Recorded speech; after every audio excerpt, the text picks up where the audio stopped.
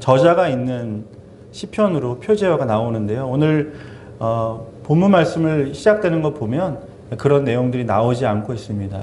누군지는 모르지만 작자는 밝히고 있지 않지만은 아마도 이 시편을 경전에 성경에 기록할 만큼의 사람이라 그러면 보통 사람은 아니라는 것을 우리는 그 정도로 추측을 할 수가 있습니다. 무명의 어느 시인의 이 시편, 오늘 본문 말씀이 8절부터 15절까지 말씀을 함께 봉독을 했는데요. 5절과 7절 말씀이 어떤 내용이 나오냐면 바로 그들의 조상이 40년 광야 생활을 했던 것, 더 올라가면 400년 동안 종살이 했던 그 시절들을 생각하면서 하나님은 신실하셔서 이 400년 종살이하는 기간 가운데서도 함께 하셨고 그 고난 속에서도 그들의 눈물을 잊지 않으셨고 또한 40년의 불같은 시험 또 물을 건너는 그런 어려움 가운데서도 신실하시게 이스라엘 백성들을 지키셨습니다 라고 하는 것을 고백을 하고 오늘 본문 8절로 시작되는 것입니다. 여러분, 과거에 뿐만 아니라 오늘도 힘들죠. 과거에 당한 것은 과거에 당한 어려움, 오늘 지금 내가 마주하고 있는 현실, 높은 벽, 지금 우리를 찌르는 가시 또 만만치가 않다라는 거죠. 오늘 과거에 하나님이 함께 하셨던 것 감사하고요. 또 오늘 내가 지금 당하는 이 시편의 기자가 어떤 일을 당하고 있는지는 100% 알 수 없지만 지금 내가 당하고 있는 것도 하나님 안에서 능히 이길 수 있다라고 하는 믿음을 가지고 고백하고 있습니다. 8절이 이렇게 나오죠. 만민들아 우리 하나님을 송축하며 그의 찬양 소리를 들리게 할지어다. 지금 고난스러우면 통곡을 해야 되고 원망을 해야 되는데 오늘 시편의 기자는 하나님을 찬양하고 있습니다. 우리 사랑하는 구암교회 성도 여러분, 고난을 당하셨습니까? 기가 막힌 웅덩이에 빠지셨습니까? 오늘 시편의 기자처럼 과거의 하나님이 오늘 우리의 하나님이시여 우리를 도우시는 그 하나님이라고 믿으신다면 하나님을 찬양하는 저와 여러분 되시기를 바라겠습니다. 9절에 그는 우리의 영혼을 살려두시고 우리를 실족함을 허락하지 아니하십니다 라고 고백하고 있지요. 여러분, 우리의 인생은요 어떤 일이 일어났느냐의 10%의 사건과 그리고 그 사건을 해석하는 90%의 내용이 우리의 인생이라고 말씀드릴 수가 있습니다. 말하자면 우리가 많은 일들을 당하고 또 개인적으로 각각 다른 일을 당하고 또 국가적으로나 사회적으로 지금 우리가 당하고 있는 어려움들이 분명히 있잖아요. 그렇죠? 그런데 그 사건은요 지극히 우리의 인생으로 보면 작은 것들이에요. 그 나머지는 무엇이냐면 내가 하나님께 어떻게 반응하느냐입니다. 어려운 일을 당해도 어떤 사람은 그 어려운 일 때문에 넘어져서 신앙을 버리는 사람도 있는가 반면 어려운 일을 당하면 당할수록 오히려 하나님 안에서 그리스도의 향기를 뿜어내고 전도의 기회로 삼는 사람들이 있다라는 것이죠. 그렇습니다. 로마서 8장 18절에 바울이 고백하는 것처럼 생각건대 현재의 고난은 장차 우리에게 나타날 영광과 좋게 비교할 수 없도다 라고 고백합니다. 여러분, 우리가 미래를 모르잖아요. 만약에 우리가 내년에 이뤄질 일을 안다면 내년에 어떤 확실한 되어질 일을 건수를 내가 알고 있다면 삶의 결과를 내가 보고 있다면 여러분 지금을 두려워하는 사람이 누가 있겠습니까? 그러나 여러분 성경은요 반드시 우리의 미래에 대해서 되어질 일들에 대해서 말씀해주고 계신데 고난을 견디는 사람, 오늘 지금 어렵지만 하나님 붙들며 찬양하며 나가는 사람에게 영광의 아침이 있음을 믿으시기 바랍니다. 그래요. 이 땅 아무리 좋고 떵떵거리고 많이 배우고 사람들이 인정해도 잠시 지나가는 여러분 일장 춘몽과 같다라는 것이죠. 권불 10년, 화모 11홍처럼 우리의 젊음도 청춘도 우리의 배움도 우리의 잘남도 내세울 것도 하나님 안에서 봤을 때는 정말 지나가는 바람과 같아요. 그런데 이 바람이 지나고 나면 하나님 앞에 서는 날이 반드시 오게 되는데 주님을 붙들었던 모든 사람에게는 성경에 기록된 같이 바울이 바라봤던 것처럼 지금의 고난은 장차 올 머지않아서 우리가 마주하게 될 그 주님의 나라, 그 영광과 비교했을 때는 영광과 비교할 수 없을 만큼 우리에게 위로가 되고 우리에게 하나님 안에서 참 사랑이 나타난다는 것입니다. 여러분이 지금 고난당하고 계십니까? 환난을 통과하고 계십니까? 불같은 시험을 만나셨습니까? 도저히 여기서 내가 헤어날 수 없다라고 하며 자포자기하고 계신 분이 혹시 계시다면 오늘 이 말씀이, 오늘 이 설교가 여러분의 삶 가운데 새로운 삶의 돌파구가 되시기를 축원하겠습니다. 우리의 신앙의 선배들이 다 그 길을 걸어왔습니다. 신앙생활을 제대로 하면 만사형통할 것 같지만 오히려 고난이 더 찾아옵니다. 예수님이 40일 동안 광야에서 금식하며 기도하실 때 누가 찾아왔습니까? 사탄이 시험하기에 찾아왔다는 거예요. 여러분, 내가 금식 기도하기 시작하면 그때부터 왜 이렇게 먹고 싶은 게 많은지 몰라요. 하나님 뜻대로 살려고 노력하면 오히려 우리가 하나님이 인도하시는 것도 분명히 있지만은 우리에게 시험은 또 찾아올 수 있습니다. 바울이 바로 이런 로마서의 고백을 했던 것처럼 스데반도 사도행전 7장에 자신이 돌에 맞아 죽기 직전까지 복음을 전합니다. 하나님의 사람은요, 복음을 전하는 사람이에요. 상황이 어떻든지 내가 어떠한 환경 가운데 있든지 하나님을 높이고 그 복음을 바르게 전하는 사람, 하나님이 함께하는 사람이죠. 그런데 스데반이 어떻게 됐어요? 결론은 돌에 맞아 죽어갔다는 거죠. 그러나 그의 끝은 이렇게 고백합니다. 그 긴 설교의 마지막은 7장 56절에 보라, 하늘이 열리고 인자가 하나님 우편에 앉아 계신 것을 보노라. 이 지금 스데반 집사님이 죽기 직전이에요. 돌에 맞아 죽기 직전인데 어떤 상태냐면은 하늘이 열렸다라는 거예요.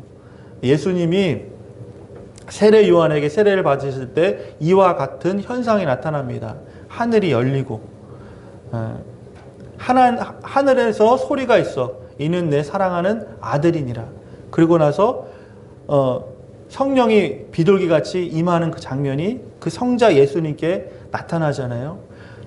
하나님의 사람은 예수님도 마찬가지고 스데반도 마찬가지고 바울도 그렇고 베드로도 그렇고 예수님을 위해서 살겠다고 했던 많은 복음의 증거자들, 또 오늘도 신앙생활하면서 주님 따르겠다고 하는 많은 신앙의 우리 선배들과 여러분들은요, 우리가 겉으로는 다 표현하지 못하지만 우리가 지금 당하고 있는 불편함, 고난스러움, 헌신, 뒤에 돌아서 흘려야 되는 많은 눈물들, 내가 다 쏟아놓지 못하지만 지금도 우리는 복음을 위해서 고난을 당하고 있다는 것입니다. 여러분, 이 고난 당하실 때 기뻐하시기 바랍니다.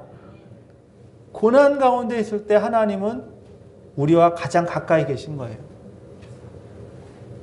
많은 신앙의 위인들이 바로 이런 고난의 때를 하나님과 함께 넘어갔다는 것이죠. 10절 말씀을 보면 하나님이여 주께서 우리를 시험하시되 우리를 단련하시기를 은을 단련한과 같이 하셨다라고 말씀하고 있죠. 여러분, 여기 뭐 금도 있고 은도 있고 다 세공하는 과정들이 있는데요. 요즘 금값이 고공행진을 치고 있다고 합니다. 혹시 집에 금을 소장하고 계신 분이 계시면 조금만 더 기다려 보세요. 지난 금요일 날 금 시세를 보니까 59만 6천 원 정도가 된대요. 그러니까 60만 원이 이제 금방 다가오겠죠. 불과 몇 년 전만 해도 100일 돌잔치 하면 금반지 한 돈 이렇게 하는 것이 이렇게 예의고 좋은 선물이었는데 요즘은 금 한 돈 하기가 쉽지가 않은 때입니다. 금값도 오르는 반면 은값도 지금 계속 오르고 있습니다. 은을 세공하는 방법을 찾아보니까요, 은을 손톱만큼 잘게 쪼갠다고 합니다. 그러면 이제 이 도가니에 넣어가지고 불을, 이 녹는 점이 961도래요. 그러니까 1000도 가까이 되는 것에 이 은을 정련하기 위해서, 깨끗한 은을 얻기 위해서 불을 가하는데 엄청난 온도죠. 자, 그러면 이 은 안에 있는 불순물들이 시간이 좀 지나면은 위로 딱 올라온대요. 그러면 이것을 재련하는 사람은 그 불순물만 제거하면 가장 순도가 높은 은을 이제 얻게 되는 것이죠. 또 한 가지, 그 불순물들을 제거하는 것 이상으로 마지막 공정이 뭐냐면은 자 이렇게 가까이 은의 시선을 고정하고 자기 얼굴을 비춰봐서 그 은이 자신의 은의 얼굴이 비춰지면 그 정도 깨끗하게 보여지면 이 은은 순은이다. 가장 좋은 은이다라고 말한다고 합니다. 우리가 하나님 안에서 은과 같은 존재예요. 그런데 순은은 아니라는 것이죠. 순금도 아니라는 거예요. 겉으로는 금이라 그래요. 너는 하나님의 사람이야. 아니 나는 스스로 교인이야 라고 말하지만 그런 960일 또 1000도 가까운 그 불같은 시험을 만나고 나서야 비로소 내 속에 이렇게 더러운 것이 있었구나. 하나님 닮지 않는 내 언행 심사가 있었구나. 아차 싶은 정도의 그런 모습은 평소에는 나타날 수가 없어요. 시험을 만납니다. 고난이 찾아옵니다. 환난을 당합니다. 나한테 왜 이런 일이 있으냐 그러면서 원망할 때도 있지만 이 과정들이 반드시 필요하다라는 거예요. 자, 은을 자신의 얼굴을 비춰본다 그랬죠? 그러면 자기 얼굴이 비춰질 정도로 깨끗해지면 이 은은 정말 좋은 은이구나 라면서 KS 마크를 딱 찍듯이 우리가 불같은 시험을 만나서 그 은에 나의 모습에 주님의 얼굴이 비춰지는 그 순간 나는 하나님 안에서 나의 과거의 더러움은 다 지워지고 하나님의 형상이 회복됐다라는 거예요. 여러분 지금 당하는 어려움, 천도와 같이 그 불을 지나는 그 과정 멀리하지 마시고 도망치지 마시고 하나님의 손에 붙들려서 그 어려움을 통과하시고 났을 때 우리의 모습 속에 하나님의 형상이 회복됨을 기대하시길 바라겠습니다. 여러분 그렇다면 왜 하나님은 사랑하는 자녀들에게 고난을 허락하실까? 저는 4가지로 구분해서 설명하도록 하겠습니다. 첫 번째는 죄입니다. 창세기 3장 16절 17절 말씀에 보면 에덴 동산에서 불순종한 아담과 하와는 그곳에서 쫓겨나게 됩니다. 얼마나 좋은 곳이었는데 여러분 내가 살던 집이 고래등 같은 집이에요. 99칸짜리 집에 살던 사람이 어느 날 망해가지고 지하 한 칸 세 방을 산다고 여러분 생각을 해보세요. 얼마나 기가 막힙니까? 그렇죠? 예전에 정말 누구라도 부러워할 만한 자동차 딱 끌고 나가면 다 쳐다봤는데 지금은 뚜벅이 버스 타고 다닌다고 생각해 보세요. 고난당해서 내가 불순종해서 어려움이 당해서 그런 일이 있었다고 죄로 기인한 거라면 여러분 내가 얼마나 기가 막힙니까? 에덴 동산에서 쫓겨난 아담과 하와가 마치 이런 거예요. 그 원인은 뭐라고요? 죄라는 거예요. 고난이 찾아온다. 하나님 왜 나에게 고난이 찾아옵니까? 1번 하나님 내가 어떤 죄가 있습니까? 하나님 안에서 무엇을 잘못했습니다라고 물어보는 사람이 지혜로운 사람인 것이죠. 두 번째로는요. 하나님이 인간에게 하나님의 자녀에게 이 고난을 허락하시는 이유는 겸손하게 낮추기 위해서 그렇게 하신다라는 거예요. 죄와고는 상관없는 거예요. 이거는 신명기 8장 2절과 3절 말씀에 보면 여호와께서 광야 40년을 허락하신 것에 대한 이유를 여기서 기록하고 있지요. 너를 낮추시며 너를 시험하사 내 마음이 어떠한지 내 명령을 지키는지 지키지 않는지를 시험하기 위해서 광야를 허락했다고 말씀하십니다. 그러면서 3절 말씀, 예수님이 시험당하셨을 때 이 말씀이 첫 번째 나왔습니다. 사람이 떡으로만 살 것이 아니요 오직 하나님의 입에서 나오는 말씀으로 살 것이니라 라고 신명기 8장 3절에 말씀하고 있다는 거예요.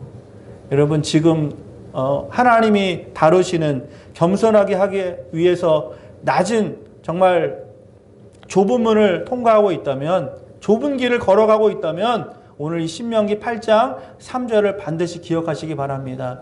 내가 지금 그동안에는 떡을 먹기 위해서 살았어. 나는 떡만 먹으면 모든 것이 다 그냥 오케이였어. 그러나 주님은 그 고난의 길을 걸어가게 하시면서 하나님을 똑바로 바라보며 낮추시며 주님의 눈과 주님의 마음과 나를 맞추셔서 새롭게 하기 위해서 그렇게 하신다는 거죠. 세 번째는요. 히브리서 12장 5절과 11절까지 말씀을 보니까요. 무릇 징계가 당시에는 즐거워 보이지 않고 슬퍼 보이나 후에 그로 말미암아 연단받은 자들은 의와 평강의 열매를 맺느니라 라고 말씀하고 있습니다. 여러분, 하나님이 주신 마음은요, 두려워하는 마음이 아니에요. 시험을 당할 때 두려우면요, 그건 하나님이 주신 게 아니라고 떨쳐버리기 바랍니다. 왜 이렇게 두렵지? 나는 이렇게 밤에 자는 게 왜 이렇게 무섭지? 혼자 사는 게 왜 이렇게 나는 덜덜 떨리지? 내가 오늘 이 밤에 어떻게 되면 어떡하나? 큰일 나는데? 이건 하나님이 주신 마음이 아니라는 거예요. 하나님이 주시는 마음은요, 의와 평강과 생명이라는 거예요. 내가 지금 어렵지만, 내가 지금 고난스럽지만, 나는 외로워 보이지만 내 안에 하나님이 계셔. 이 집안에 하나님이 주인이셔. 하나님이 나의 남편이셔 라고 믿어지는 그 순간, 내가 아무리 어떤 가운데, 어떤 상황 가운데 놓여 있을지라도 그것이 평화로 가득 차고 하나님의 집이 된다는 것 기억하시기 바랍니다. 마지막 네 번째는 성숙을 위해서 하나님은 반드시 고난을 허락하신다는 것이죠. 베드로 전서 1장 5절과 8절 말씀을 보면, 너희 믿음의 확신함은 불로 연단하여도 없어질 금보다 더 귀하여 예수 그리스도께서 나타나실 때 칭찬과 영광과 존귀를 얻게 하실 것이다 라고 말씀하십니다. 여러분, 아까 은을 세공하는 장면들 보셨죠? 금도 마찬가지예요. 가장 가치 있는 것에는 반드시 그 풀묶기를 건너가게 하시는 과정들이 있는데, 이 풀묶기를 건너갈 때 진정한 금이나 은은 없어지지 않는다는 거예요. 무엇만 없어집니까? 불순물, 필요 없는 것들, 인생의 찌꺼지만 사라질 뿐이지 내가 없어지진 않는다는 거예요. 고난을 당할 때, 위기를 만났을 때 하나님의 사람은 하나님이 보호해 주시고 우리의 인생에 하나님이 원치 않는 것들만 제하여 주실 뿐이지 내가 없어지지 않는다는 그 믿음 가지고 여러분, 하나님 앞에서 그 연단을 만나실 때 하나님 나를 성숙하기 위해서, 겸손하기 위해서, 새롭게 하기 위해서, 훈계하기 위해서, 때로 나를 죄로 깨닫게 하셔서 돌이키기 위해서 나에게 이 연단을 주시는구나 라는 것을 우리가 각각의 측면의 것들을 잘 우리가 이해하고 신앙적으로 받아들여서 하나님 안에서 그것들을 정말 잘 선용하는 우리 신앙이 되어야 하겠습니다. 여러분, 그렇다면 환난을 당할 때 우리는 어떻게 해야 될까요? 우리가 환난을 당할 때 가장 좋은 것은 무엇이냐면 기도하는 거예요. 하나님이 때로는 흔드시잖아요. 내가 있는 곳 안전하기 때문에, 갈대아 우르가 영원할 것 같기 때문에 아브라함을 두셨지만 그것은 우상이 득실득실 거리는 곳이요, 믿음의 조상으로 걸맞지 않는 곳이기 때문에 하나님은 아브라함을 흔들어 버리잖아요. 밤하늘의 별을 보면서 뭘 했을까요? 기도한 거죠. 하나님, 갈 바를 알지 못합니다. 지도 한 장, 나침반 하나 없이 내가 뭘 믿고 갑니까? 내 친척 아비집, 나의 본토 가져야 될 응당, 나의 주도권, 나에게 돌아올 분깃, 이것 다 버리고 가는데 어떡합니까? 여러분, 그게 바로 기도라는 거예요. 환난을 만납니다. 하나님의 사람은 하나님이 흔들을 때, 위기를 만났을 때 우왕좌왕하는 것이 아니라 기도한다라는 거예요. 느헤미야 9장 27절의 말씀처럼 우리는 하나님께 도우심을 구해야 된다는 것입니다. 여러분, 하나님께 응답받기를 원하십니까? 하나님의 인도하심을 여러분 받기 원하세요? 그렇다면 두 가지를 해야 되는데, 그것은 뭐냐면 첫 번째로는 하나님을 신뢰하는 것이고, 두 번째는 하나님께 순종하는 겁니다. 비슷한 말 같죠? 하나님께 신뢰, 하나님께 순종. 그런데 신뢰는 뭡니까? 나의 그 신뢰의 대상, 나의 믿는 그 대상을 전적으로 하나님으로만 삼는다는 것이죠. 여러분, 내가 그동안 믿었던 것이 내 자신인 사람도 많이 있어요. 아직은 내가 힘이 남았으니까, 내가 아는 것이 많으니까, 내가 아쉬운 소리 안 하고 쓸 만큼 돈이 있으니까 내 자신이 될 수도 있습니다. 시간이 지나면 내 자녀가 될 수도 있어요. 우리 아들이, 우리 딸이 어느 직에 있으니까, 이만큼 또 든든하니까 내 자식. 여러분, 시간 지나면 다 지나갑니다. 다 흔들리는 거예요. 다 변하게 돼 있는 거예요. 변하지 않는 것은 뭡니까? 오직 살아계신 하나님밖에 없다라는 거예요.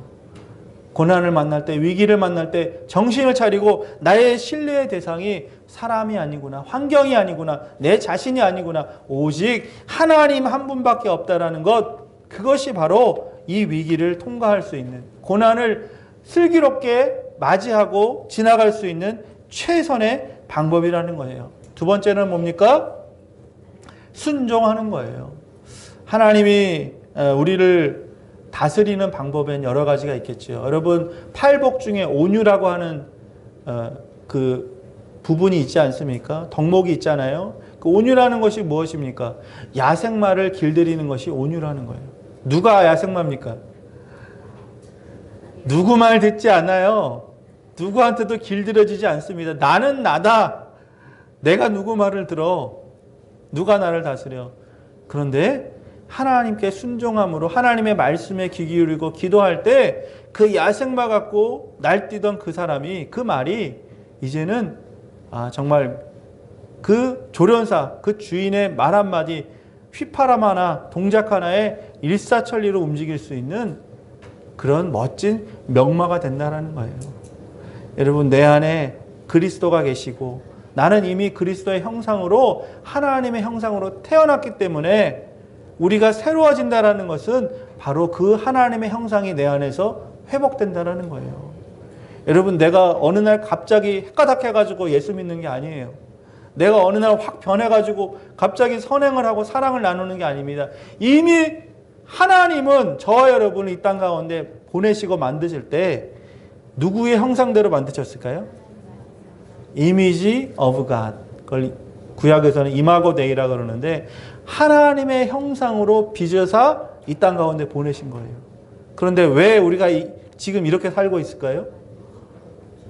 불순종 때문에, 불순물 때문에, 하나님 닮지 않는 것들로 여기저기 덕지덕지 그냥 붙어버려가지고, 내가 왜 그런 생각 들지 않습니까? 어떤 말을 툭 던졌는데 돌아서면 내가 왜 그 말을 했을까?